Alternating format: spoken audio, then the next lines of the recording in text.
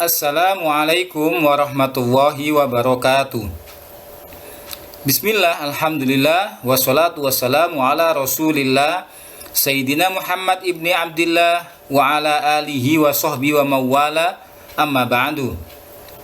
Selamat pagi anak-anakku kelas 7 SMPT Darul Quran. Alhamdulillah Rabbil Alamin, pada pagi hari ini kita bisa bertemu kembali dengan Pak Mutakin pada Mapel Pendidikan Agama Islam dan Budi Pekerti, yang mana kali ini kita akan melanjutkan materi kita pada bab ke-8, yaitu berempati itu mudah, menghormati itu indah. Sebagaimana biasa, agar memperoleh ilmu yang bermanfaat, mari kita berdoa kepada Allah SWT. Semoga ilmu yang kita terima menjadi ilmu yang bermanfaat. Amin ya rabbal alamin. Bismillahirrahmanirrahim. Raditu billahi rabba wa bil islami dina wa bi Muhammadin nabiyyan wa rasula. Rabbi zidni ilma warzuqni fahma waj'alni min ibadika sholihin. Amin ya rabbal alamin.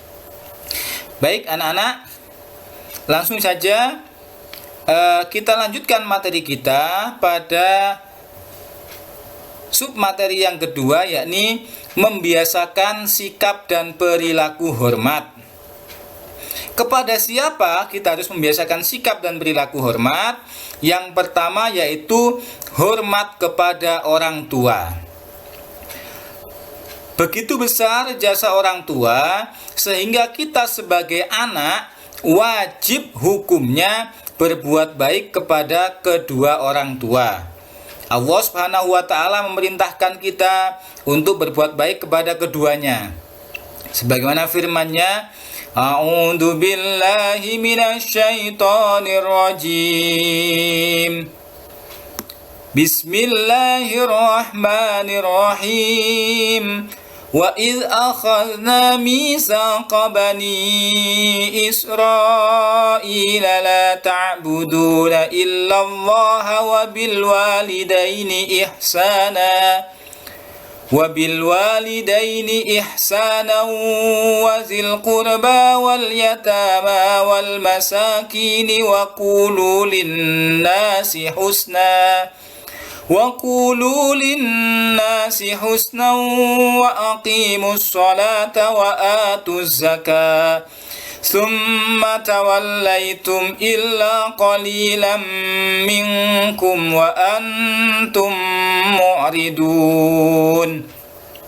Shadaqallahul Adzim, yang artinya, dan ingatlah ketika kami mengambil janji dari Bani Israel, janganlah kamu menyembah kepada selain Allah, dan berbuat baiklah kepada kedua orang tua, kerabat, anak-anak yatim, dan orang-orang miskin.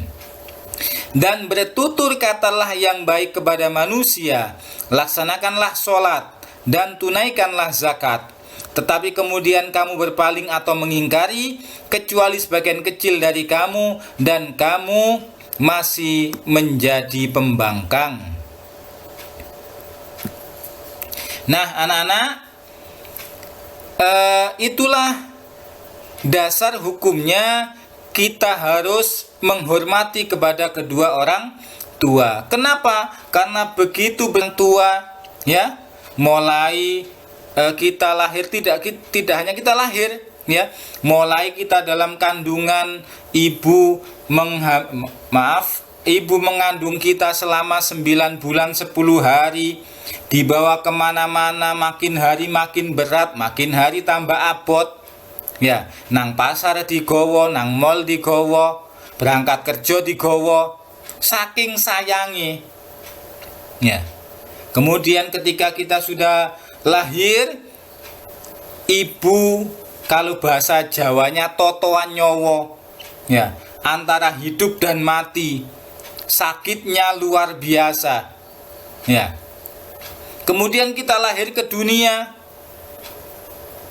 kita menjadi bayi, ibu merawat kita, ya, mengganti kalau kita sedang BAB atau BAK, kemudian dengan telaten menyusui kita sampai 2 tahun. Ayah juga seperti itu, membantu ibu merawat kita. Ayah juga mencari nafkah untuk kebutuhan kita. Nah, maka jangan sekali-kali kita tidak menghormati atau durhaka kepada kedua orang tua. Dosanya besar sekali. Oke, anak-anak, bagaimana caranya menghormati orang tua? Ada 2 hal cara kita menghormati orang tua. Yang pertama yaitu ketika orang tua masih hidup. Yang pertama yaitu memperlakukan keduanya dengan baik atau dengan santun. Ya, jadi ketika orang tua masih hidup, kita kalau berbicara dengan orang tua bahasa yang halus, gunakan bahasa yang sopan. Ya, kalau tidak bisa bahasa Jawa halus, gunakan bahasa Indonesia. Ya, jangan sama orang tuanya, ayah, kamu tidak masuk kerja ya? Orang tuanya kok dipanggil kamu? Ya, dipanggil panjenengan. Belajar membiasakan mengucapkan bahasa Jawa yang halus. Panjenengan mboten kerja ya. Nah, boleh dicampur-campur. Ya, tapi yang penting nyampur ojo koyo basa pojok kampung ngono ya. Bosoe gak karuan. Yang kedua, membantu meringankan pekerjaannya. Ingat, membantu meringankan pekerjaannya bukan berarti kita bekerja untuk membantu ayah. Tetapi kalau ada pekerjaan ayah, pekerjaan ibu yang sekiranya kesulitan, ya boleh dibantu. Banyak piring kotor, banyak baju yang kotor, ya.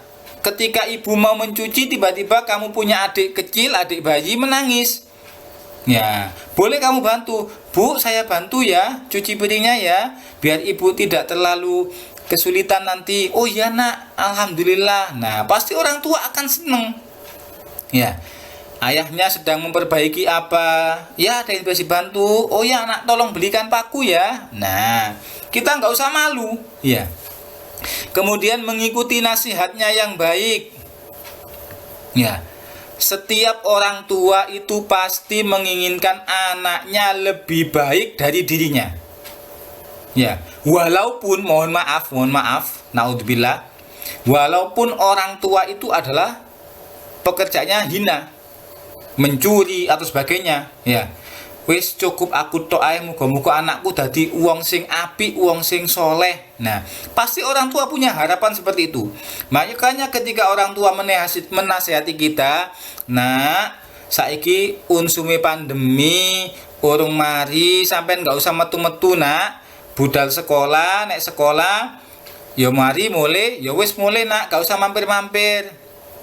Ya, kecuali sing penting. Oh nggih.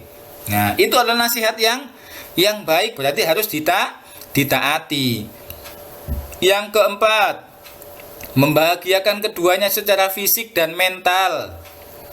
Ya. Jadi kita yang masih pelajar, bagaimana membahagiakan orang tua? Membahagiakan orang tua itu tidak dengan harta, tidak dengan uang, tidak dengan kekayaan, tidak.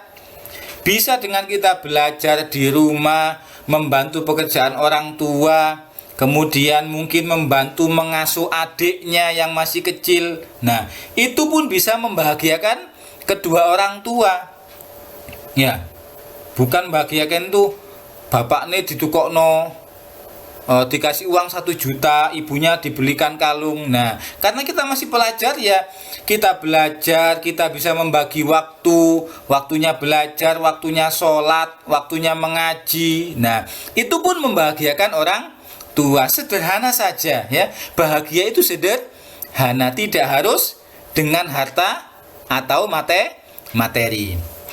Dan yang keenam, mendoakan kedua orang tua agar selalu mendapat ampunan dan kasih sayang Allah Subhanahu wa taala.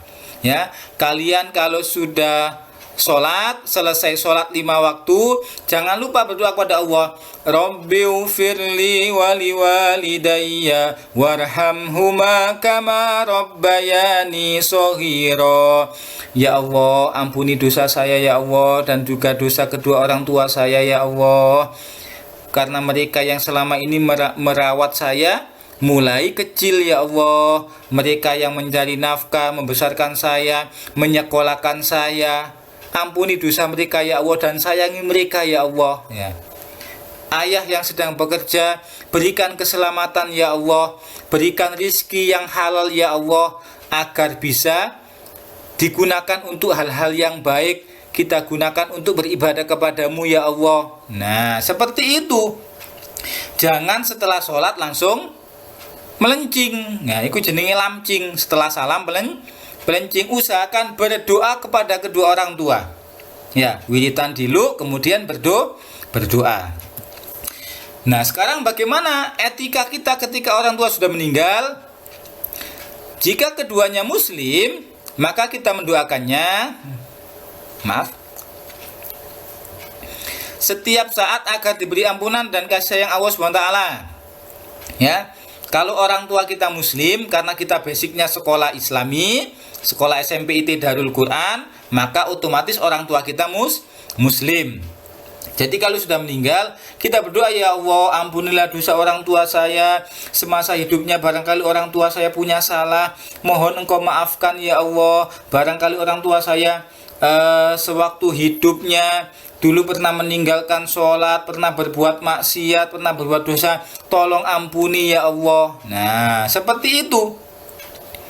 Boleh kita menziarahi makamnya, ya, mungkin 1 minggu sekali atau 1 bulan sekali kita berdoa di sana, ya. Tetapi kalau orang tua kita bukan muslim, maka sudah putus hubungan orang tua dengan anak. Kenapa? Apakah tidak boleh mendoakan? Ya boleh, tapi doanya sudah tidak sambung. Kenapa? Karena sudah beda keyakinan, beda akidah, tidak seiman. Nah, makanya usahakan anak-anak, ya, walaupun kalian masih kelas 7, mohon maaf ini untuk masa yang jauh nanti, kalian kalau mencari jodoh usahakan yang seagama, ya. Oke. Tapi nanti jangan sekarang engko lang moro gopo njaluk rabi, ya. Belajar dulu yang rajin, ya. Kemudian melaksanakan wasiatnya selama tidak bertentangan dengan ajaran Islam. Orang tuanya dulu ketika sebelum meninggal pesan, nah, nanti kalau ayah sudah meninggal, warisan ayah sawah yang 17 itu kamu bagi dengan saudara-saudaramu. Saudaramu kan jumlahnya 5, kamu yang paling tua, bagi mereka 3-3, berarti masing-masing 3-3 dapat berarti masing-masing 3, jumlahnya 15. Lah yang sawah 2 itu kamu jual, kemudian uangnya kamu serahkan kepada Ustadz Sony, ya. Mungkin bisa bermanfaat untuk membangun gedung SMP, memperluas gedung, atau mungkin untuk membangun madrasah aliyah kejuruan.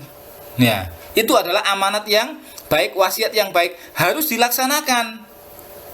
Ya. Tapi kalau wasiatnya wasiat yang berhubungan dengan maksiat, maka tidak boleh dilaksanakan, tidak wajib. Ya. Nah, nanti sawah yang 15 itu akan dibagi dengan saudaramu, sisanya 2 kamu jual. Kemudian nanti kalau 1 tahun meninggalnya ayah, haulnya tolong tanggap no palapa ya. Loh, nggak boleh. Nah, kalau untuk maksiat berarti tidak boleh.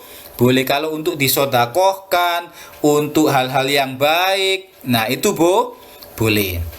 Kemudian menyambung dan melanjutkan silaturahmi yang telah dijalin keduanya.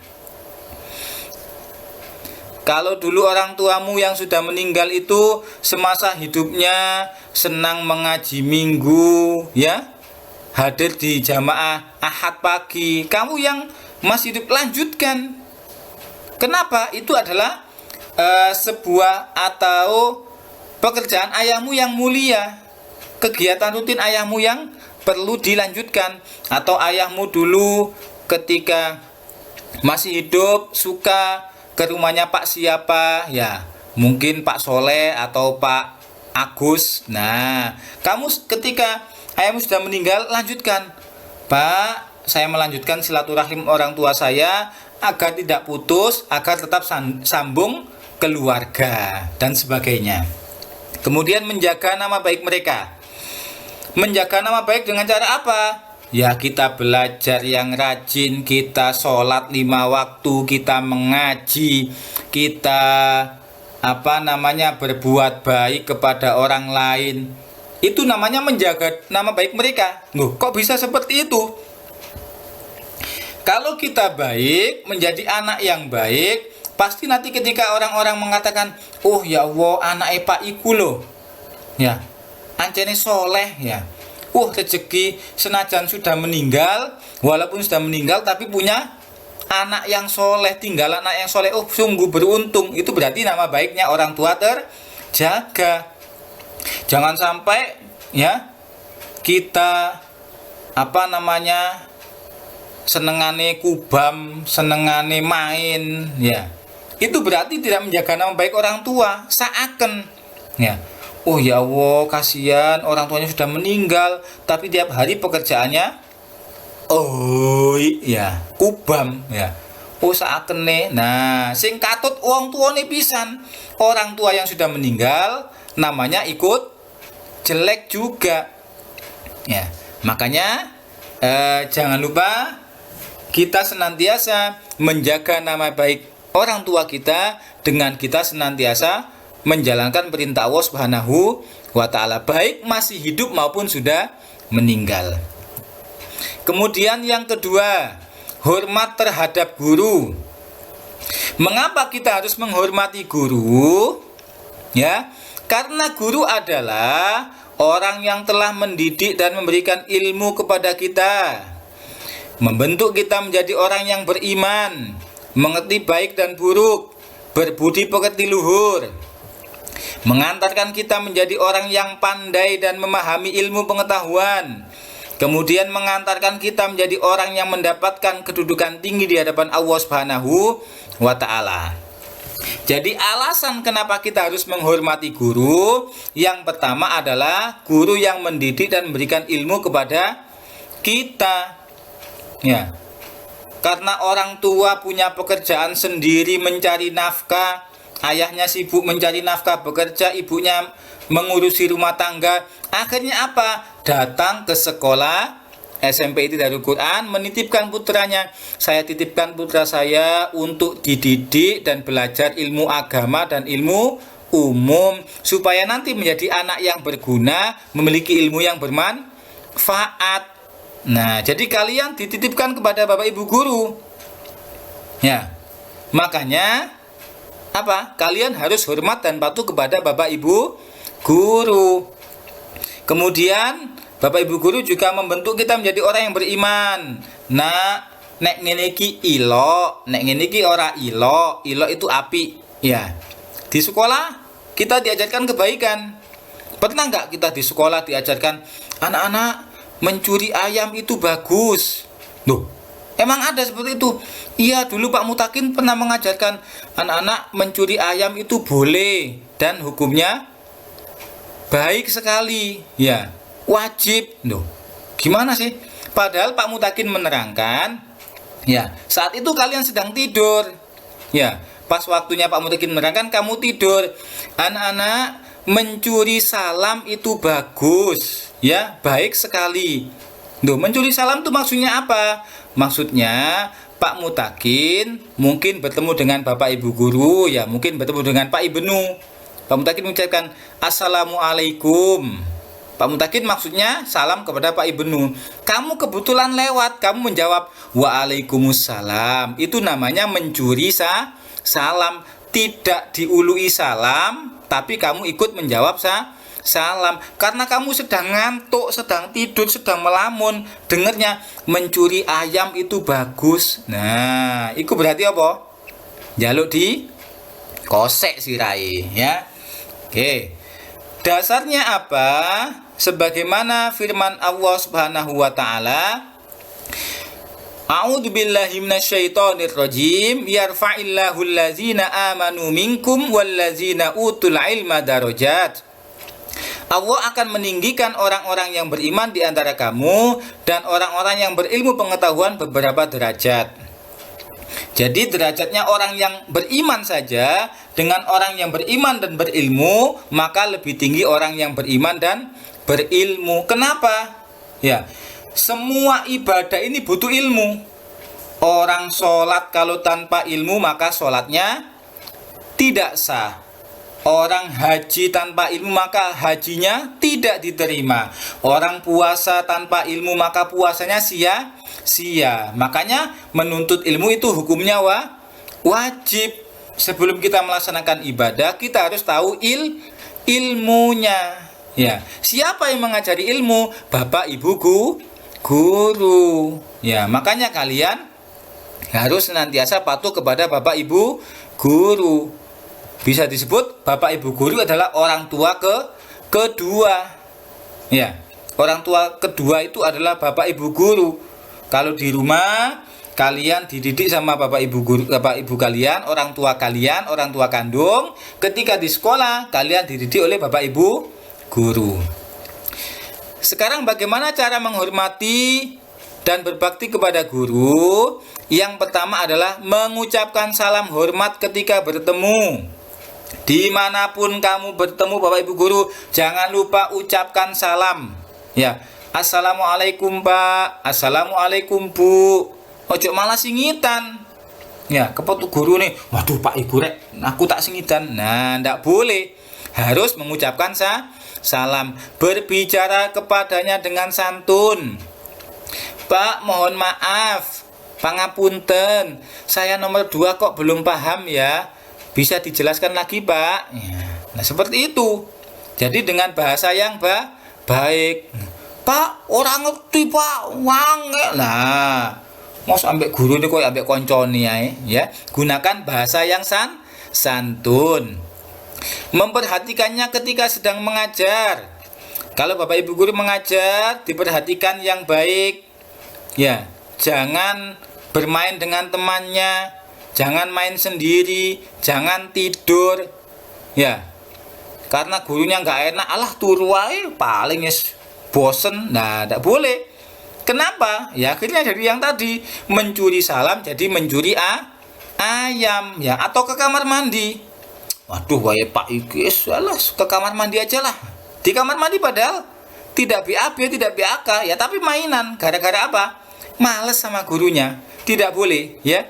Kalian harus tetap semangat belajar dan jangan lupa memperhatikan Bapak Ibu guru ketika menerangkan. Kalau ada yang belum paham, tanyakan nak, Bapak Ibu guru gak marah.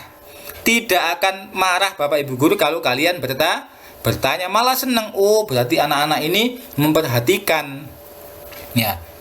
Tapi ada pertanyaan yang jangan sampai pertanyaan tersebut malah membuat marah Bapak Ibu guru. Ya, Bapak Ibu guru sudah menerangkan capek-capek, kamu bermain, terakhir-akhir, Pak bisa diulangi lagi. Oh, ketak Bu. Ya. Tanya apa yang belum paham. Rendah hati, sopan, menghargai, tidak menghinakan atau menyakiti perasaannya. Jangan sampai mengucapkan yang kasar sehingga Bapak Ibu guru marah ya. Melaksanakan nasihatnya yang baik dan mengerjakan tugas yang diberikan. Anak-anak tolong dikerjakan, minggu depan dikumpulkan. Oh iya Pak, iya Bu. Ya dikerjakan. Jangan molor. Nah, kemudian berusaha siap sedia membantu jika tampak dibutuhkan. Ya, katakanlah waktunya siapa ya? Bu Novi sedang ada pembelajaran yang membutuhkan kalian tuh biar jelas ada video yang harus ditayangkan. Ya, maka Bu Novi datang membawa proyektor, dibawakan, Bu, bisa saya bawakan. Nah, jadi seperti itu. Ojo malah Jarno cek kabutan, ndak boleh. Ya, apa yang sekiranya dibantu, kalian menawarkan jasa. Ya, Bu, Pak, boleh saya bantu? Oh ya nak, tolong bawakan ini. Nah, seperti itu. Kemudian yang ketiga yang C, bahaya durhaka kepada guru.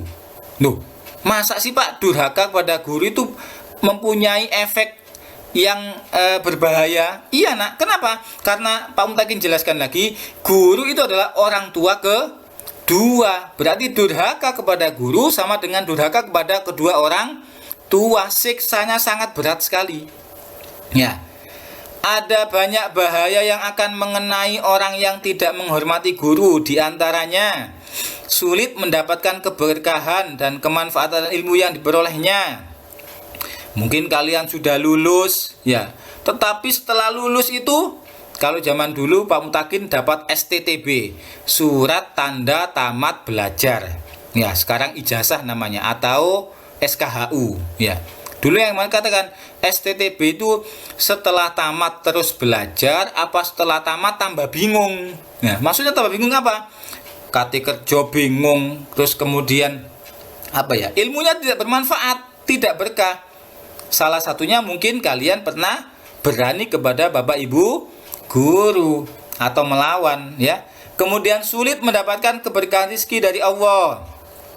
Mungkin nanti kalian 20 tahun lagi, ya, kalian sudah berumah tangga, punya anak, punya istri, gajinya 1 bulan 10 juta, ya, tapi rumah tangganya Masya Allah, anak pertama terkena narkoba, anak kedua terkena narkode, istrinya selingkuh, naudzubillah, ya. Kemudian penyakitnya nggak sembuh-sembuh, kena, ada saja ujiannya.